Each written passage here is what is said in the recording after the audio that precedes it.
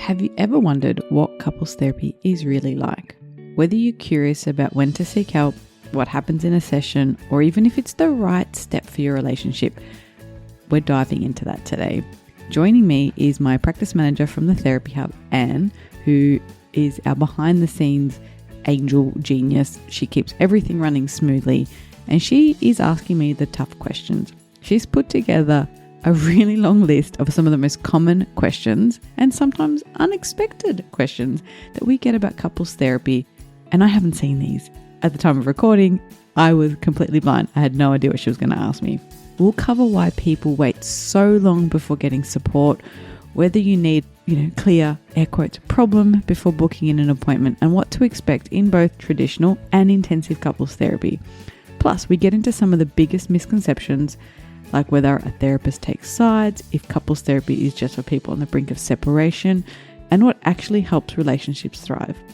And of course, we answer the all-important question, does the way you put the toilet roll on the toilet roll holder actually matter in the relationship?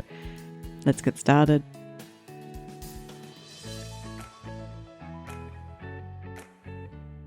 Hello and welcome to This Complex Life. Today we're talking about couples therapy and answering some of the questions you might have, some of the things that we get on our intake phone calls. And I've got with me today my practice manager and a person who's here, there and everywhere. It sounds a bit like Rory Kent from Ted Lasso, but we got as many swear words. And Anne has prepared a list of questions that I have not read all of them, just some, so that we can get an idea of the kinds of things that people call and ask for about couples therapy, and hopefully that we can get you some answers to these frequently asked questions. Welcome, Anne. Thank you. So yes, we've put together all these questions from things that clients have asked, as well as friends of mine, and some that I've been curious about. And hopefully Marie can fill us in on things about couples counselling and what a couple could actually benefit from it. So Marie, let's start at the beginning. Who should get couples therapy, and what would you suggest is the point of a relationship where therapy might be useful? It's a really hard one. I think some of the research that says that people wait 5 to 7 years before they get support for their relationship. And I've known people that have separated or divorced that haven't had any counselling before making that decision. And I've asked them why, and sometimes they don't have an answer. So I think it's a very interesting question. I don't know why some people fall in love, want to get married, do all of that stuff, and then without that external support, make a decision that's so big. I find that unusual, but it does happen. So I think it's understanding that relationships and communication are a skill, and we don't all have that skill, or sometimes we need extra skills or tools, and having therapy can help you communicate differently or better, reduce conflict, maybe talk about the things that have remained unspoken or you find difficult. And so you can use it at any point. I think a lot of people could benefit from some sort of couples therapy or even marriage counseling prior to making big life decisions, prior to getting married. But you can DIY some of it yourself. So there are some really great books, like there's the 7 Principles for Making Marriage Work, which I think is a really good one. There's also the 8 Dates book. So there are some things you can do that are self-help. And if you get stuck or you feel like you need help to understand a little bit more about yourself, what your triggers are, your family history, like there's a whole bunch of stuff that goes into conceptualizing two individuals when we're doing couples therapy. So I guess at any point you could benefit from it. But if you're finding you're getting stuck, if you're finding that there's contempt or resentment, that's probably a good time to get that extra bit of support. So following on from that, I think you've answered it to some extent. I've had people ask, do they need to have specific issues in mind, sort of have a full framework of what's broken, or is it enough that things are feeling a bit off that they can come in? Yeah, that's totally fine. In the session, the therapist will help you work that out. So depending on the techniques and modalities they use, they'll have different ways of helping you unpack what's brought you in. There's usually a catalyst. So we might say something like, why now? And it could be, we're about, some of the most recent ones I've had is, we're about to have our first child or second child, or I'm about to go back to work after maternity leave. That's been one that I've had a few. So they're looking in anticipation of some big changes to get on top of some of these niggling communication difficulties, or to maybe do a temperature check. So we definitely can work out some goals together. And I use the Gottman approach, and through that process, the first 4 sessions are all assessment. So there's quite a comprehensive assessment that they do online. There's one that we do together. There's a lot of questions that I ask in those initial sessions. I meet with each person individually, and I get a pretty good overall picture of what's happening in terms of their individual mental health, conflict in a relationship, whether they're using unhelpful communication styles, we call them the 4 horsemen. So stonewalling, contempt, criticism, and defensiveness, whether there's issues in sex life, managing finances, life goals, like we actually get to unpack that. So you don't have to know exactly what you want to get out of it. All right, you just mentioned Gottman therapy. Yeah. That was a question for later, but let's do it now. What is Gottman therapy and why do you use it? So it's one of the most well-researched approaches, and doesn't mean other approaches aren't effective, but this one's got a really good evidence base behind it. And I like it for its assessment tools. It offers a structure at the start that allows for a really good overview of how that couple's going. So one of the analogies I use is if you went to the doctor with a stomach ache and you said, look, I've got a stomach ache, like, I know exactly what you need, and pulled out a big needle and jabbed you in your thigh and were like, okay, you're done. It's like, but how do you know what's wrong with my stomach? Like, what do I need? You haven't touched it. You haven't, taken any bloods. So the Gottman assessment is very much like it's our version of taking the blood test, feeling the stomach, taking down some history, understanding any allergies, dietary issues. Like we kind of get an overall picture. So then we know, are we treating irritable bowel? Are we treating period pain? Is it your appendix are about to explode? Like there's so many things that could be creating an upset tummy or nausea. And so I like that thorough assessment process. I do pull in techniques from other therapies. And when you start to work with so many, there's a lot of overlap. Some have different words for different things. I love a lot of emotionally focused therapy techniques. So EFT, I bring some of those in. I'm also a clinical family therapist. So I use a lot of systemic family therapy approaches in my work.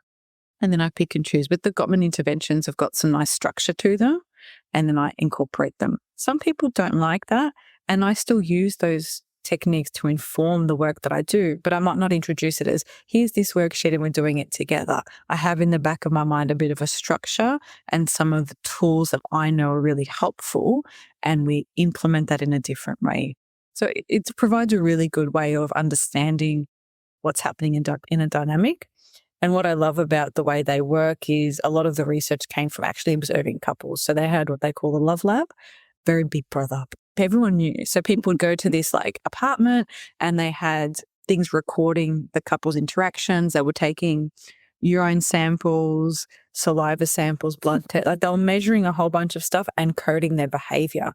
And then through that process, they were looking at everything from stress and arousal, handling conflict, if people are responding to bits of connection. Like they just coded all of this data and then came up with these interventions that they then tried, got more data from. So even the book, The 8 Dates, they had people go and do the dates, provide feedback, do more dates, and then use some of those as case studies in the most recent version of the book. So there's a really nice process there that feels quite containing. And I just came across it when I first started family therapy. I looked at some different trainings, and that one just it fit really well. But I also do like EFT, so I do bring a lot of that. And sometimes I recommend the book Hold Me Tight by Sue Johnson, and that's a really good book, a good starting point for a lot of people as well, understanding about attachment and connection. So then would you say that people are coming in, are there main issues? Let me say it from this point. Are there sort of a main set of issues that are very common through most couples, or is it that every couple is so unique and it just comes down to communication styles that need to get tweaked? It's a combination of all of those things. A lot of the similarities were around communication and being able to hold space for your partner, feel heard, feel understood, feel validated, and problem solve together. And then sometimes there are some really significant life stresses that stretch the most regulated person, that think of illnesses, deaths in the family, a miscarriage. There are some things there that really throw a couple. And so having someone structure those difficult conversations in a way that is containing, that can be really helpful. And they might have a different response to another couple who went through the same thing. So we all might need different things at different times. It's like with our physical health. We all might have different things that we need support with or different tune-ups with. And all the stories are unique, and any two brains together are going to cause conflict. And understanding that, finding a way to work through those differences and fight fair, because there's nothing wrong with fighting, there's nothing wrong with conflict.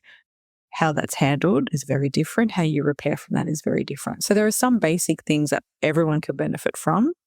And then there are workshops. I haven't trained in running them yet. I have to pass my certification track first. The Art and Science of Love, it's a Gottman curriculum, and there are workshops that people run that teach some of those skills. So you can do that skill building if that's the sort of stuff that you want to learn, or you can bring your problems to someone. But having said that, the different modalities, the biggest point of difference, I think, is you've got to like your therapist. You've got to connect with them. It's not going to feel great all the time, and it should feel a little uncomfortable, but not in a way that is the discomfort's in the person, if that makes sense. Like going to the gym, lifting heavy weights or running really fast, it's supposed to feel a little uncomfortable and it's supposed to hurt. That's where we get muscle growth. But you're not supposed to feel so overwhelmingly anxious that you throw up because your trainer is an asshole, or you don't like them, or they're pushing you in a way that feels beyond your capacity, that then you can't cope. So finding the right therapist is probably more important, or just as important, as the way in which they work. So I think I've answered a couple of questions. You have, and you've led to a series of questions that sort of a few people ask about the timing of these sessions. And so you mentioned a crisis, a family event, like sort of being in a really dark space. Should a couple wait to step out of that? For instance, if they're not getting enough sleep because of a small child or a family member's health crisis or this, should they wait till they're a little bit out of the deepest part before they come for therapy? Or is that the ideal time to be coming?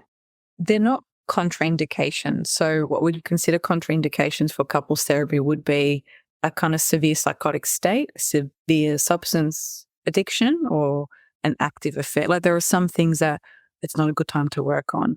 There hasn't been anything that I've come across that says, well, maybe in like complete crisis, we might be doing different kind of support, but still reach out for some support, because some of those things could go on for a long time. So I think nutting out your specific situation with the therapist can be a helpful first step. And I know if it reaches the tests the limit of what we book in kind of a consult call with different therapists to kind of see, they can ask those more personal questions. That's probably beyond what we can answer in a general advice. Mm-hmm. But if it's an ongoing, like you've got a newborn baby crying, they might not sleep for 5 years. So how are you really going to wait? And maybe that's a time where that sleep deprivation can do so much damage to the relationship if you're not feeling heard and supported and understood, or you're feeling resentful and contempt is building. That can be a really, like a snowball that keeps kind of growing. That can be really hard to slow down or stop if we let it go too long. So if you've already picked up the phone, or if you're Googling it, it's telling you that you're curious and it might be a good time. So as soon as the thought pops into your mind, I would kind of go with that. Okay. So don't push it down if it's there. If you've got enough brain space to have the thought, make a call. Yeah. Yeah. And so with that, I've had a couple of people that they're going through, they've realized they need their own therapy and they're about to sort of enter that journey themselves. But then there's also some relationship stuff, some of which there's overlap, some of which is just life. Should they focus on one or the other to begin with, or can they kind of start two separate streams? Or would that be a case by case, they need to make a phone call and you nut it out with them? In an ideal scenario, I think that's totally fine. What's prohibitive for us is often finances. But if someone has their own individual therapy and they're understanding themselves better, maybe they're working on their attachment style, they're learning about their triggers, their traumas, balancing their own mental health, managing anxiety, regulating themselves. Like there could be a whole bunch of work that's really important for them to do to then be able to sit in the space and tolerate the discomfort of those difficult conversations in the couples therapy. So the couples therapy space won't teach you all of those individual skills in the same way. We might tap into a little bit of them, especially around like cooling off and regulating in conflict. You might need to do your own work. And so if you can fit it in and you can afford it, great. And if you give permission for your therapist to maybe do a bit of an overview or a handover so that your individual therapist kind of knows what's happening, that's fine. Each one will have their own way of working and what consent forms they need and what they're happy to share based on how they work. So I think it's really good. And sometimes I recommend that some people pause couples therapy or they go do some individual work because they need some of the extra skills on their end to be able to have those more difficult conversations. Can a couple come in if they are in or thinking about being in an open relationship? Absolutely. Okay, so it's not just straight to like that's issues that can be discussed. Yeah, absolutely. I've had couples come in who are in open relationships. I've had couples come in where they use the couples therapy process to work out if that's the right step or to have conversations around what that might look like. And then I've had couples come in where they might have a structure where they have a primary relationship and then want to work on that within the context of also having other relationships. So not all couples therapists feel comfortable or work with polyamory or ethical non-monogamy. So you find someone who can, but that's definitely something that can be worked with. And that's something that we do support here. So then you mentioned psychosis and I think affairs. Would you ever have other reasons for dissuading a couple from coming to couples therapy? If there's family violence, then that might require family violence services. Substance use that's not in sort of recovery, that's almost like having an affair. The substance becomes the other person in the relationship. There is room to do couples therapy work, but it depends how affected that person is. And it depends on the skills of the therapist as well. So you can always inquire and see there'll be different specialties that people have, just like with individual therapy. I don't work with all presentations because I don't have expertise and training in all of those areas for all ages across all demographics. And couples therapy, if anything, is actually harder because it's two people, two brains together, bringing all their stuff into one room. So I would at least make the phone call and get some guidance around this is what's happening for us. Is now a good time?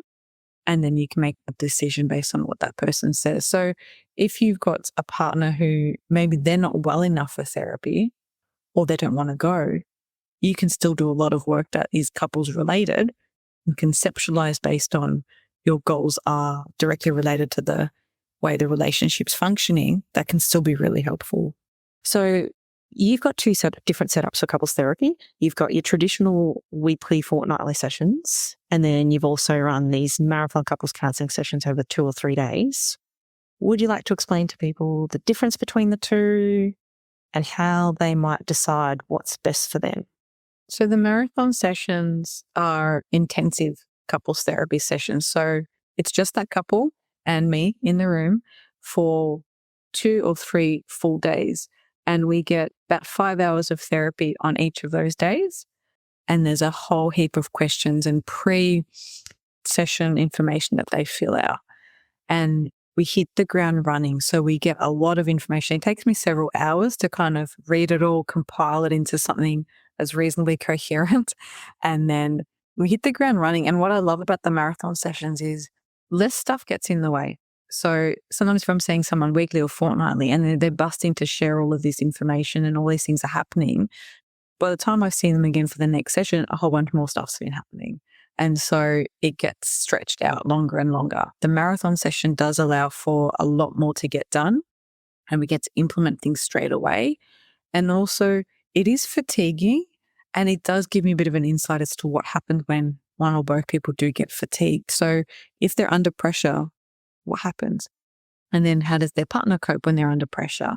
We get to practice some of the regulating strategies. We get to see what might happen on a day-to-day basis at home. So the assessment process, I still go through the same steps, but it's a little bit more self-guided when it's the marathon. So we send a lot of the questions that I might ask in those first few sessions in the sort of weekly couples therapy, I guess, program, let's call it that. People would have to do that online. So it's a bit more administratively intensive for them, so that I have all of that about a week or two before the session. And the more comprehensive that is, the more thorough my understanding of that couple will be. And then the weekly sessions, I still do that sort of intensive assessment where we have the couple come in for a joint session, the Gottman Connect or relationship checkup to do individually. I then meet with them individually, and then I meet with them again. And so those first 4 sessions we call the assessment phase. A lot of that gets done digitally for the marathon sessions. And that keeps being tweaked based on feedback from clients, feedback from other practitioners, what I think's been working or not working. We kind of change and rearrange that process. But I've participated as a client in both, and I actually like the combination. So having the marathon session alone wasn't enough, but having that intensity felt like a bit of a reboot.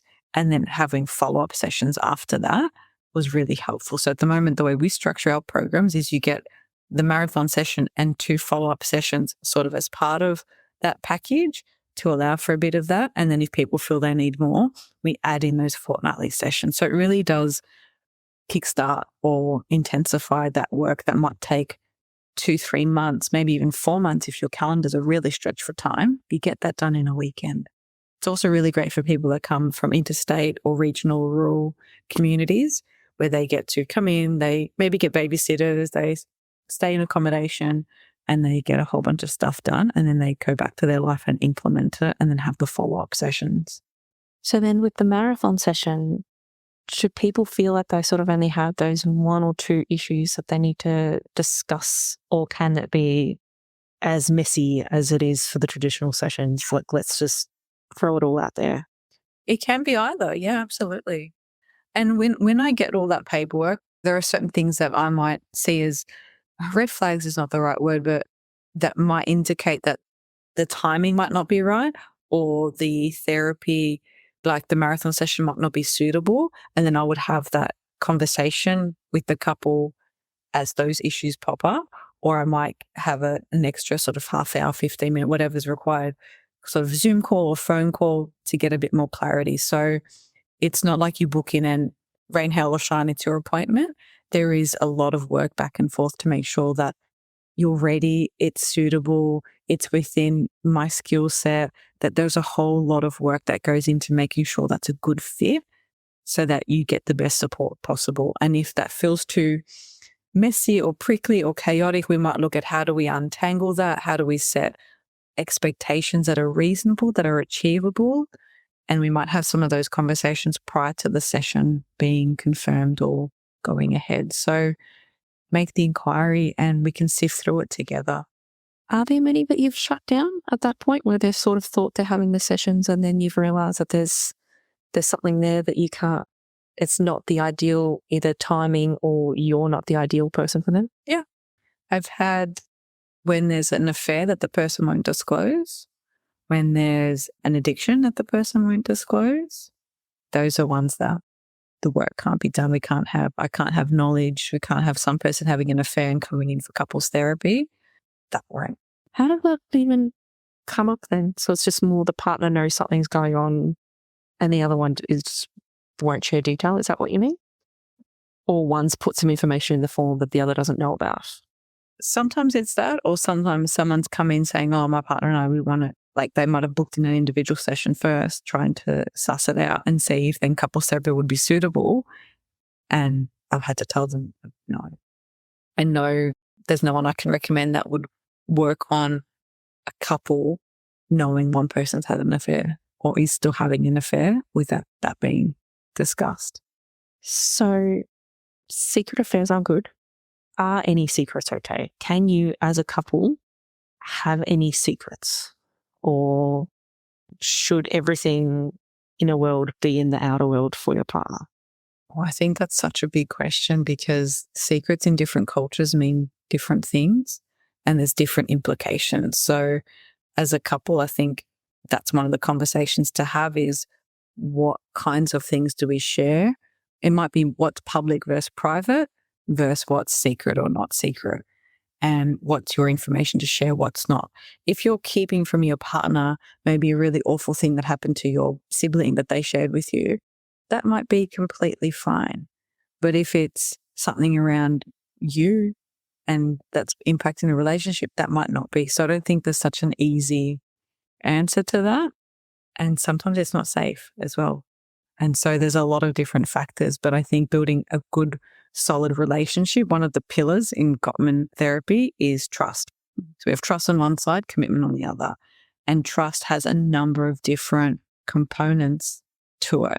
And knowing each other's worlds, maybe not keeping secrets, having good boundaries, having integrity, not sharing your partner's secrets, like having discussions about all of those things might be what informs that pillar. And without that there, the whole house can come crumbling down. And so we've discussed marathon sessions versus the traditional sort of therapy, weekly therapy.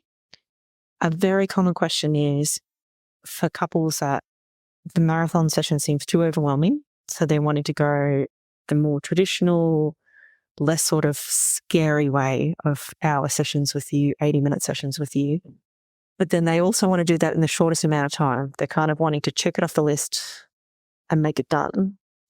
And the very, very common question, usually from men, is what's the shortest amount of time I can do this in if all goes well?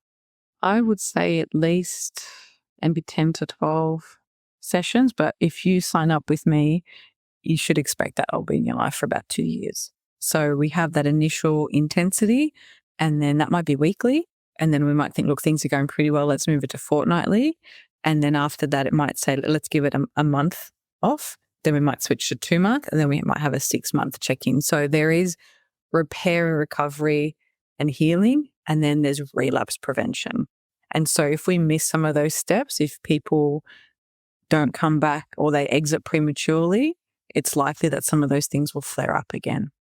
And I've had that happen. I've worked with someone recently, even the week that we're recording this, where I encouraged them to book it in. Like, no, we're good. A few months went by and shit hit the fan again. And we had to have an emergency session, and I had to squeeze a few more. And so trusting the process and looking at it as healing, recovery, repair, whatever is happening, like there's assessment, active treatment, and then relapse prevention. And there's no shortcuts to this. If you've been struggling in your relationship for 10 years, 10 sessions isn't going to fix that, right? Think about fitness. If you haven't exercised in years, you can't just get up and do a half marathon.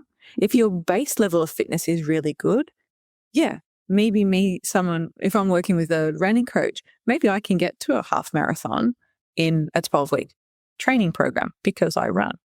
But maybe someone else, no. They might not even be able to do 5Ks. That could take them 6 months. So it's an impossible question to answer. I think people really need to look at what's happening for their relationship, how maybe bad things are, how much conflict there is, and have some realistic expectations like you would for physical health. Sorry, that just made me laugh because I often wonder whenever I want marathon. No, that's true. And I was more just thinking that the ones that are asking me that question are probably the ones that actually need longer therapy than just... Yeah, because it's confronting. Yeah. And that's the thing. They know that they should, in the same way that I know that I should get up and practice for that run, but it's too much. So they're trying to work out, they're trying to make their brain hold the whole process in the easiest way possible. It's not easy. It's hard work. It's vulnerable work. And it can be life-changing work. And just like with, let's say, running, that takes stamina, mental stamina, dedication, consistency. Like it actually takes a lot to make that work. And a relationship is work. The garden doesn't grow if you don't water it. You can't neglect a relationship and expect it to grow and to thrive. And so if you're thinking, what's the quickest way I can get this done? Maybe check in with yourself about what's that about? Because is that saying I don't value the work? Or are you going to be that person who goes to a running club once or sees a personal trainer once or twice and thinks, well, I'm not seeing any gains. not realizing that they're cumulative and they have a compound effect. And sometimes you uncover things that might create more work. You might do a couple of runs and then get shin splints and have to go to the physio and fix that up before you can go running. So people seem to think we have this magic wand. And as much as I'm a fan of Harry Potter, I don't know any magic. And no matter how many sparkly, glittery wands I have for the kids I work with in the clinic, I could see a couple. I can't take that away that quickly. I wish I could, but relationships are messy and complicated, and humans are messy and complicated. And so there's no quick fix. There really isn't a quick fix. So then after that initial stage, you mentioned sort of all the Gottman sort of feedback forms, etc. at the beginning. Once they've sort of gotten over that initial hurdle, getting to know you, getting to know each other again stage, what is a typical session? What should people expect from a session? So I might check in with something from the last session. So I'll be like, okay, so Anne, last week we left, well, let's say your partner's here. Let's call your partner Frances. And Frances, it's nice to have you back. How did you find last session? I might check in with that. And then I might say, is there something specific that's come up this week? And then based on what's come up, I might say, look, I have a really good tool for that. So if you're saying at the moment we're struggling with how to celebrate my child's birthday, we have different ideas. I want a big party and Frances wants to have something small just as the family. And we've been fighting about it all week. Great. So then I can use one of the tools or techniques to unpack that conversation. So I might use one of the tools called the Dreams Within Conflict. So then I might say, look, hey, Anne and Frances, I have a really great tool that we can use to help guide this conversation. I might print it out or give it to you as a PDF or whatever, depends how we're doing it online, face to face. And then we might go through that. If you said, look, we had a big blow up about our kid's birthday and we haven't spoken since, or Frances has been sleeping on the couch, then I might do the aftermath of the fight. Be like, great, well, how did you go repairing that? Oh, no, we haven't. We waited to bring it here. Great, let's talk about that. I'm going to try give you some extra tools to have a different version of this conversation. So I have a bit of a catalog of different tools and techniques and worksheets, like different things that we can do. And I might then add them onto a recent event. If the couples come in and saying, look, we just want to keep going on what we're working on, then I might pick up a conversation saying, okay, so one of the things we identified as being really important is getting on the same page about whether you send your son or daughter to private school. Let's talk about that. Or you're having difficulty with your sex life. How did we go with the homework from last week? Or what have you tried since? Now let's do another activity. And sometimes it could be simply reinforcing a way of speaking and listening that shows active listening on one side, perspective taking, validating, or it could be if they've had what we call the four horsemen. I didn't make it up, so I'm going to say contempt, criticism, stonewalling, and defensiveness. If a lot of those have been showing up that week, then I might use that session to let them talk about whatever they've been fighting about and then say, hey, I'm just going to pause you there, Frances, what you just said to Anne. That is one of those four horsemen. That sounds like criticism. Could I get you to try doing it again? So I might even do a bit of coaching on how to implement these new skills at the soft startups to try and combat that criticism. So we've got the antidotes to the four horsemen. So it's very varied. It does keep me on my toes. I could have a really well planned, prepared session. I might have made some notes about what to do and it could go a completely different way. So it's very adaptable and flexible to what the couple needs and bringing it back to what are the goals they said they wanted to achieve, what is the purpose for them coming, and making sure we're building up the skills or the steps towards that. Because my goal is to get them to not need me. So I want to give them the tools to have those conversations on their own, not feel like I'm not an umpire or referee to every fight or conversation that they have. It's building the capacity to have more and more conversations between them rather than each person talking at me. So with that, would you have a set of non-negotiable kind of ground rules for therapy? Like, for instance, no yelling or something like that? Or is everything potentially a useful tool and while you would shut it down in the moment, it's not necessarily a non-negotiable? Look, there would be some non-negotiables and sometimes I'm very explicit with those at the start and some might even surprise me and I'd be like, look, last session this and this happened. We can't let that happen again. So one of the non-negotiables is that both partners be here. And if one person comes in and the other's running half an hour late, then that person has to sit in the waiting room. So it's couples therapy, unless we're doing the assessment. So that might be a non-negotiable. So there's no sneaky passing over information when one of them isn't around. No, I've had someone email me and I haven't read it. I've deleted it and just sent a generic email back saying, unless you CC your partner in, I can't read this email. So it's couples therapy. We can't have me put in the position of being in the middle of two people and one person sharing information about the other without their consent. And that's the same for parents with family therapy. I don't let that happen either. So it's CC your partner in, or don't do any correspondence other than here's the appointment time, here's updated credit card details or something like that. And so there's some non-negotiables. I'm pretty tolerant with, I've got a bit of a potty mouth, so I don't mind a bit of swearing, especially if it's out of exasperation. But if it's directed at me, that's a boundary. If there's name calling, that again is one of those four horsemen, there's criticism coming through. We're going to call that. It's not that's it, get out of my room. But it might be, I'm going to have to pause you there, Anne. It's not okay to speak to Francis that way. This is one of those things that we've talked about is really unhelpful for the relationship.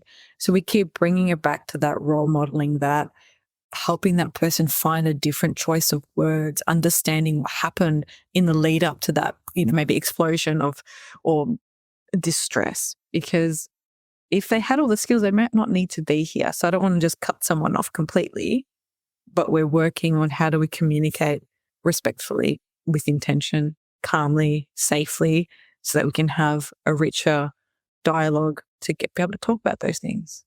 So can you ever take sides? This is one that from the friendship circle is a lot of people are asking. Now, basically, my partner is utterly unreasonable about this certain topic. Like, surely any outsider will see how unreasonable it is. Will they tell the partner? There are some practitioners who do that. I think Terry Reals, I've seen some things about him talking about taking sides. I might have in the back of my head that that's an unreasonable request. But my goal is not to referee it, is actually to get the couple to be able to talk about it themselves. So could you make up an example? Let's see if we can. Oh, you fucked me on the spot. I don't know. It's about time. It's reverse the roles. I'm trying to think. Normally it starts from, I'm trying to think of like the friendship dramas. Normally it starts from kid-related things because they're the things that make our brain fry just immediately. And where it might be about parenting styles, where one is sort of very old school, whereas the other might be a gentle parent. And you can overlap the two, but occasionally you will just butt heads. And, one will decide that their child will be a delinquent forever if they allow this to go, whereas the other one saying, no, this is and it is just a difference of opinion. One is probably a more modern opinion than the other one, so it's more likely to be seen as correct than the other. And again, that probably comes down to the initial communication styles. But yes, it was just, is she going to tell him that he's wrong? No, because that won't help. It won't be helpful. It's trying to understand the why, and that often people have the same goal in mind, but they have very different ideas of how to get there. So I'll use an example of one that's come up for me in my sessions, private school versus public school. And they were like, no brainer we're setting in public. It's like, no brainer, it's private, right? But you unpack what's behind that. And one parent wanted their child, the one who wanted to send it to private school, to have opportunities that they didn't have. They felt that they worked their butt off to establish themselves financially. They had no financial help from their parents and they had a university debt. And so they want their kid to be able to then use that same amount of energy and propel even further forward. The other parent valued the struggle and doesn't want their kid to be spoiled or not have value for others or be arrogant. And they had a story where people who went to private school, they associated with rich English kids, very hoity-toity. And then we unpacked that through conversations. Their parents made comments about rich kids. their parents made comments about, oh, look at those snobs, or look, they're good for nothing, or what's their car overcompensating for? So they had this money mindset message around wealth being inherently bad, and sending their child to a private school felt insulting to that story. And they hadn't even realized, it wasn't until we unpacked those two stories, and that took a couple of sessions and further conversation from them to actually understand they had their child's best interest at heart. They had values they wanted to instill. And then they had individual stories and histories that made those conversations so heated for them and so important to try and be heard and understood.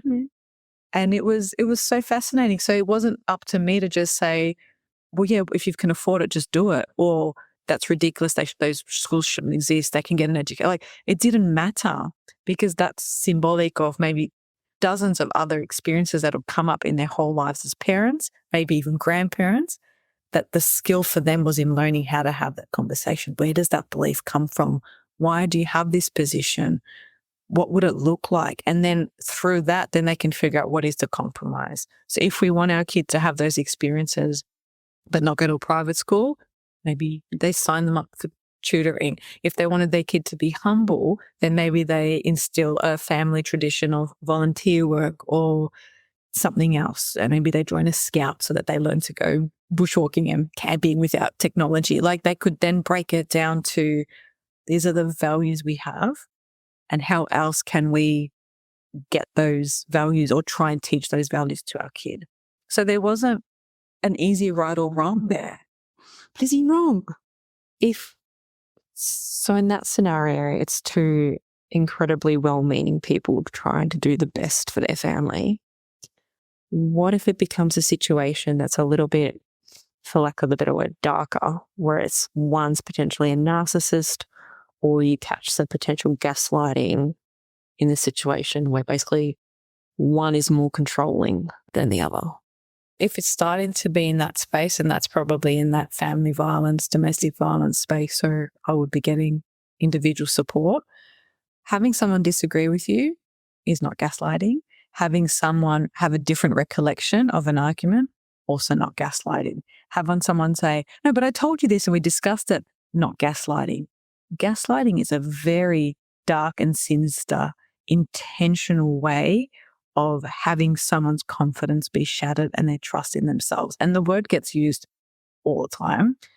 But when we're in a fight, when we've flipped our lid or we're in high arousal, we don't recall what we've said. We don't recall it word for word. Like, I remember having a fight with my partner the other day, and I said, you go and get a nice coffee. He's like, no, you didn't. He said, let's stop for a beverage. And I'm like, when would I ever use the word beverage in a sentence? And then like that fight just blew out. And I was like, does it matter? I thought I said iced coffee. He thought I said beverage. He ended up getting juice. Did it really matter? But you can see how, like, that's not gaslighting. He's not intentionally saying, she said iced coffee, I'm going to get a juice. But when she asks me, I'm going to say beverage. Like, it was just an argument of a miscommunication on a hot day where we each just wanted different things to drink. And so that's not gaslighting. And I would be very careful saying someone's a narcissist, because that is a diagnosable psychiatric illness, and that is a serious label.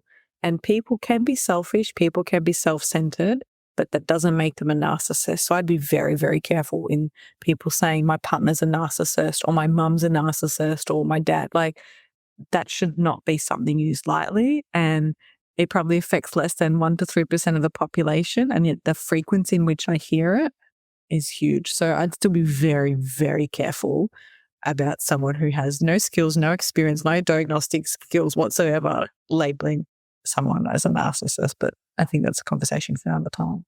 So, but then if one partner is potentially more controlling than the other, would they basically not be coming to couples therapy? Or would that be something that they would try?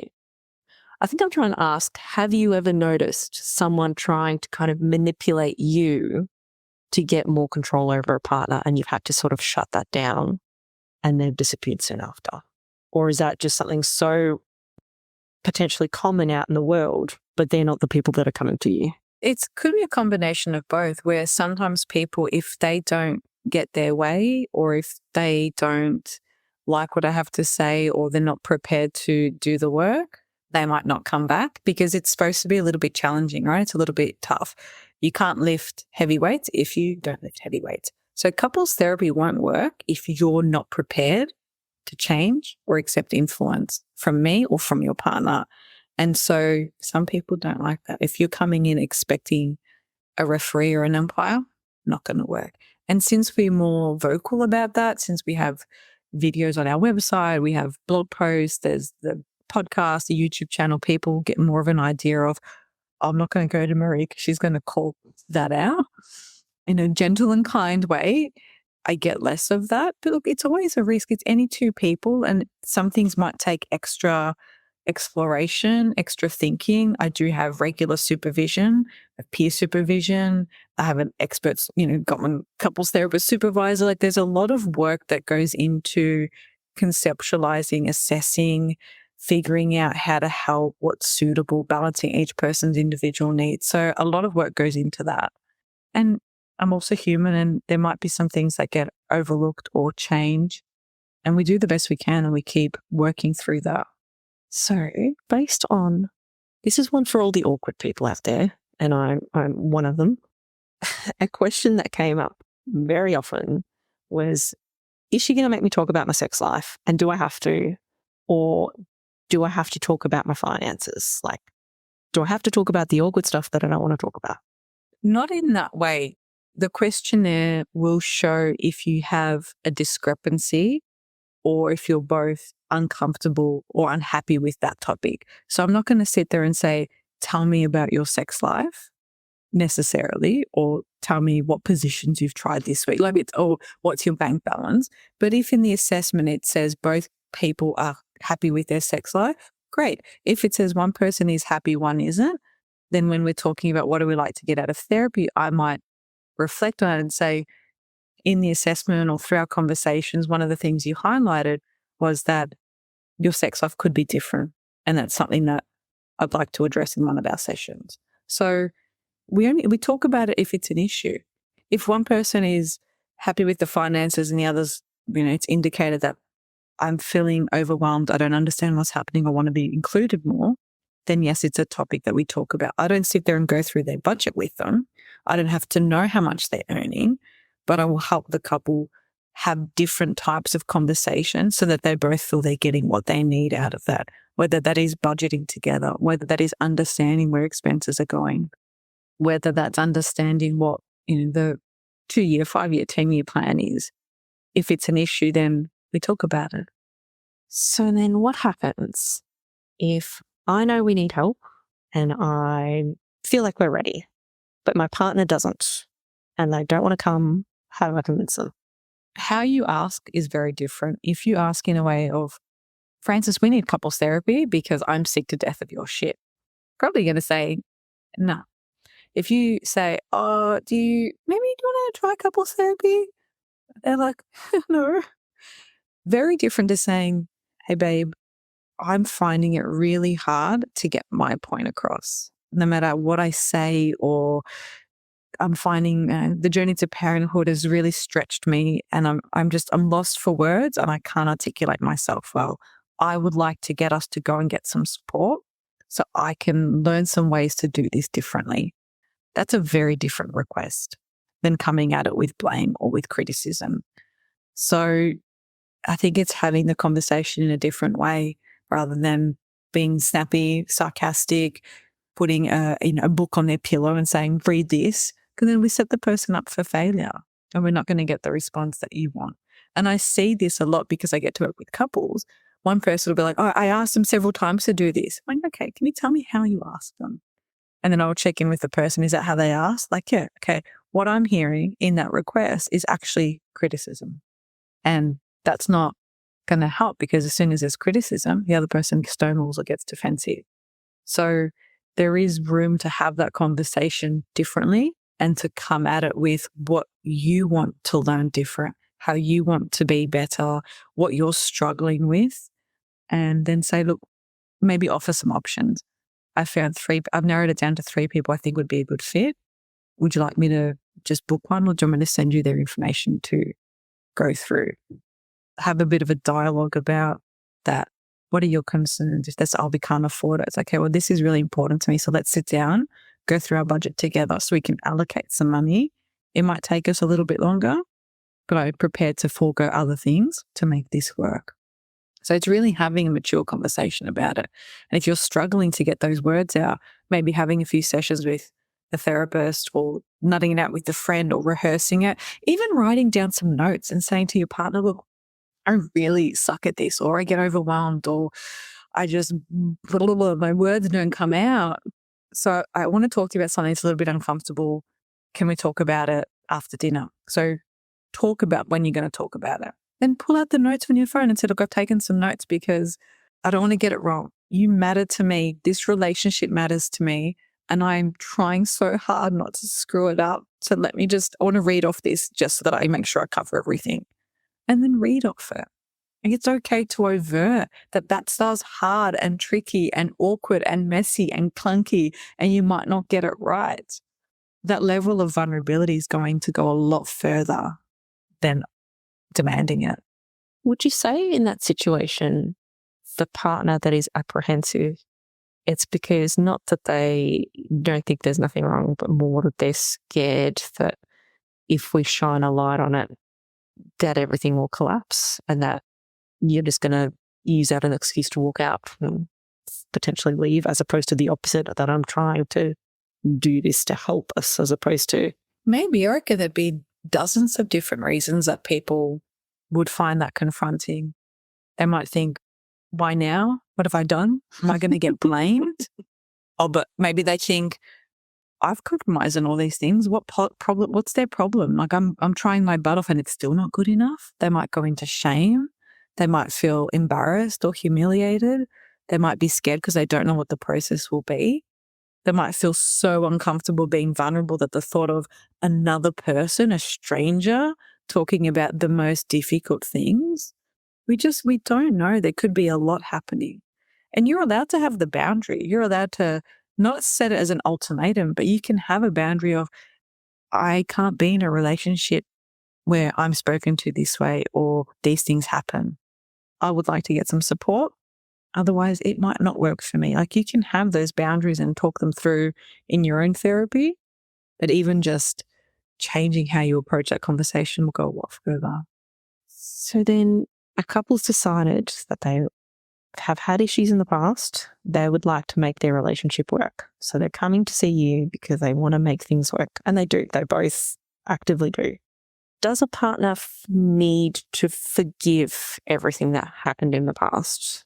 Say an affair or something. Like, can you move past it? Or do they have to actively forgive?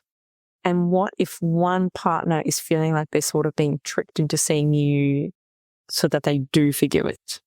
If there have been transgressions in the past, for a relationship to succeed, does one partner have to let all the past go? There needs to be a version of that.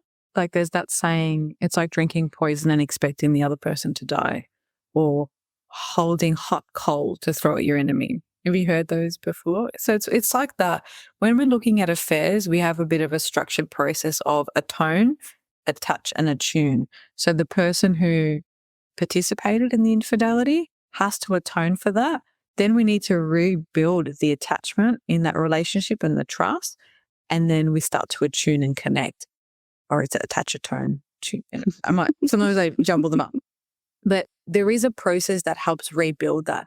But that doesn't mean that all is forgotten. So if that partner had an affair and they came clean and we did all the work, and let's say one of the places they went to in that affair was the Hilton Hotel, and then you're traveling through Thailand and you go to book a hotel in Bangkok and you book something and it's next to the Hilton, and that triggers the partner to have some of those feelings again and maybe feel a little bit insecure. That's okay. It's not expected that, well, we processed that it's all done now. It's actually an honoring that that's a trigger and a reminder of a past hurt, and how do I support the person through that, knowing I hurt them. And so there's this advanced kind of support that's required to be able to know that they have forgiven you. There's trust still building, and things will pop up that create emotions and a response. And that not mean that all that work has been thrown out the window, but how you respond to that can make or break it. So if you then say, well, we've spoken about this, fuck, I've already apologized. I don't know what more you want from me. That's going to be digging your grave. So they're allowed to still have feelings. All feelings are fine. Yeah. What happens during a session if one partner starts shutting down? And this is probably more pertinent for the marathon sessions. If one partner starts shutting down or stonewalling, basically they stop actively contributing. Yeah. Then we do some grounding or regulation techniques. So we go through what some of them might be prior to it happening. But if that's happening before I've had a chance to teach it or explain it, if that person has flooded, then we might actually do that. So we might do a breathing exercise together, a meditation. It might be that we pause the session. I get them to go for a 20-minute walk. So we might rejig where the break is in that session, but we get to try and practice live what they can do when this happens at home. So we bring in some of those resources. So grounding techniques like, standing with your feet on the ground and feeling your feet and doing maybe body scans or a deep guided relaxation technique, a walk, sipping water. Like there'll be different things that we can do to try and ground that person back and help them regulate. It could take 20 to 30 minutes. It could be shorter depending on how activated they get. So we don't just call up. We do some of the work to try and keep that person going and supported, because that's an indication of what might happen at home. And where else will they learn those skills? Because in individual therapy, they might not get poked in the same way to evoke that response. And so that's the beauty that I get to see is I see it live, and we get to use this as a bit of a dress rehearsal of how can we try some things here, see how they land, that you can then maybe do at home. So then we talk about couples therapy here in the context of saving a relationship or helping a relationship or growing within. What about those times when one partner might already be sort of halfway on the way out and they're sort of trying to convince the other one that it's for the best? Or if you're feeling that the relationship's so broken that really they shouldn't be together, like, is there a path out that you would be suggesting to people at that point? Yeah, they could do discernment counselling. So there's a particular type of counselling that is shorter in duration. It's up to 5 sessions, and that helps the couple decide if they want to stay together to then do couples therapy. So you could look up discernment counselling. I'm not going to say to someone, hey, separation needs to be, we thought about it, but I might pose the question, how long can you keep going this way? And they can make that decision. They know how long it's been happening or what juice they have left in the tank. So Marie has a tool that she uses I know she uses it in a marathon therapy. I don't know if you use it in your individual, like weekly sessions with people where you kind of push them to the edge a bit. Can you explain a little bit about your blood pressure monitor? Yeah, so one of the things that we get a couple to do is to talk about a recent fight, not like a 10 out of 10 fight, but something that may be a perpetual problem, something that comes up over and over again. And we do that with pulse oximeters on their fingers. If it's online, we might use some sort of app or I'll get them to buy the pulse oximeters. And that's just to see what happens when the couple does get into that high arousal, when they're starting to flood, or if you've looked at some of Dan Siegel's work, flip their lid a little bit. And we start to see the physiological response to that as well. So it's to try and get an idea of how the couple fights. Ideally, we would record that as well so that I get a chance to rewatch it. And it's also a really good way to see growth afterwards. So yeah, I don't just sort of be like, I'm picturing like one of those wrestling bell ringing, like the ding, ding, ding, go. It's not like that. But yeah, but it's a chance to sort of see what happens and to have a bit of a baseline and an understanding, and that I'm not there to solve that particular fight, but it's to help me assess how they fight, how they do conflict or arguments. And so have you ever been shocked by a couple? Like, can people still sort of shock you, or we're all more mundane than we think? I'm very surprised, but often maybe it's in, not that I underestimate people. I think sometimes, I think maybe I underestimate how much can shift in a small time. And sometimes I'm also really impressed by the creative ways that people come up with things. So I had someone recently were talking about what to do when you're flooded and you need a timeout.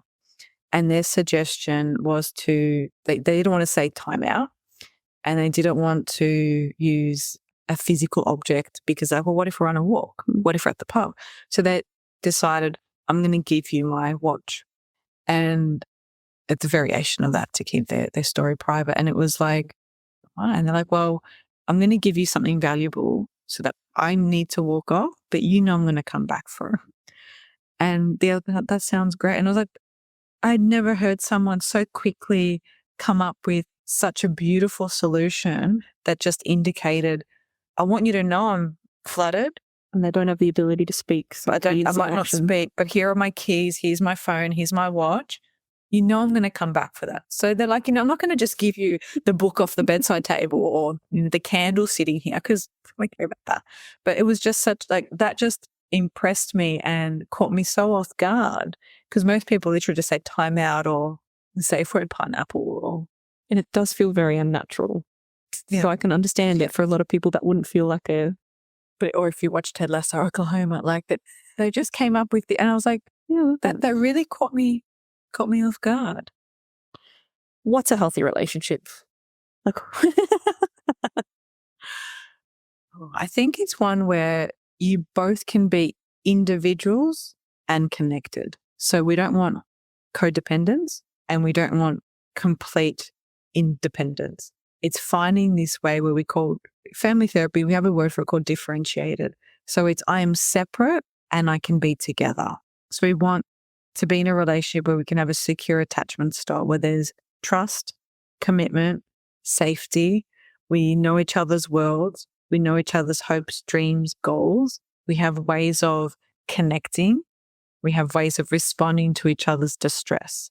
We have separateness as well, and we have togetherness. And it's finding this balance of those things, being able to be a person on your own and connect and collaborate with your partner.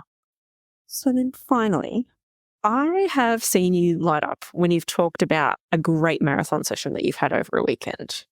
So why do you love couples therapy, marathon sessions in particular? Why do you love it so much? I love the change that can happen. Like when I've had someone say, I've fallen in love with my husband all over again. Like that just makes me warm and gooey inside. Even this week, I had a couple where one person mentioned something that it was a conversation that they really, really struggled with, and they've had so many fights about it. And they had the conversation again. The other person responded well. They found it uncomfortable, but they got through it.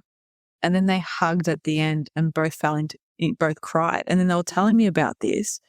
And my eyes were watery just thinking, I could see the vulnerability. I could see the connection. I could see the relief and how proud they were to do it and how closer it brought them. And so seeing those changes is so amazing. And it's the same when I run parenting workshops. Like it was the end of a Tuning Into Teens program. And it was a fairly quiet group, a small group, but they participated, but they were quiet. And one of them at the end, she's like, oh, my kid said, I don't know where you've been going, but you seem a lot less angry. And I was reflecting on that because, that was so beautiful. And I have a book where I sometimes write down those things.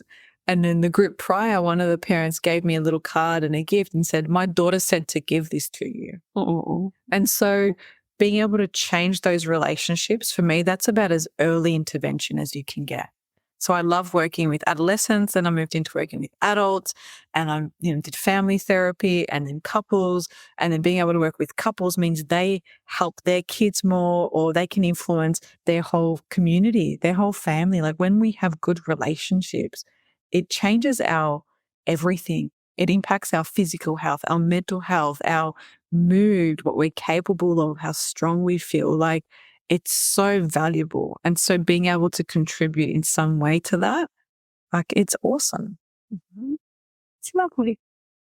All right. Well, thank you. Thank you for dealing with our 500 questions. Hopefully that's covered what most people are asking for.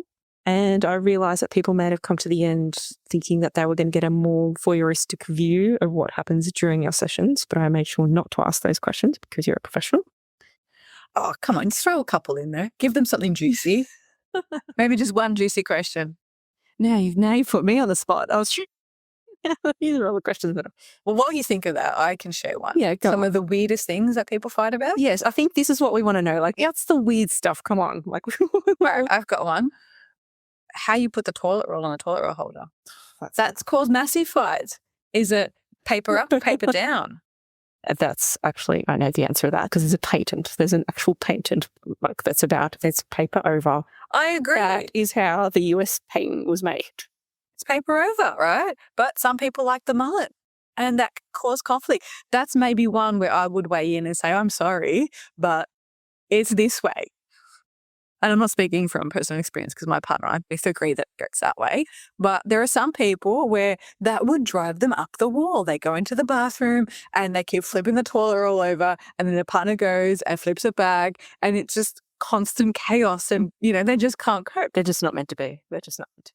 All right. Let's leave it there. Thank you very much. No worries. Thank you. And we'll put a link to some of the blog posts and some of the resources that come out with this episode so you can have a bit of a look through and see if there's anything else that you want to grab from that. And if you've got a question that you want answered, get in touch and we'll try and answer it on the podcast. Thank you for listening. To keep the conversation going, head on over to Instagram or LinkedIn and follow me. If you'd like to keep updated with episodes and other interesting things happening in mental health, join my weekly This Complex Life newsletter, where I'll share tools, tips and insight. There's a link in the show notes. Got a question you want answered? Shoot me an email or a DM. I'd love to hear from you. And if you enjoy the show, I'd really appreciate it if you could leave a rating and a review. It helps other people find the podcast.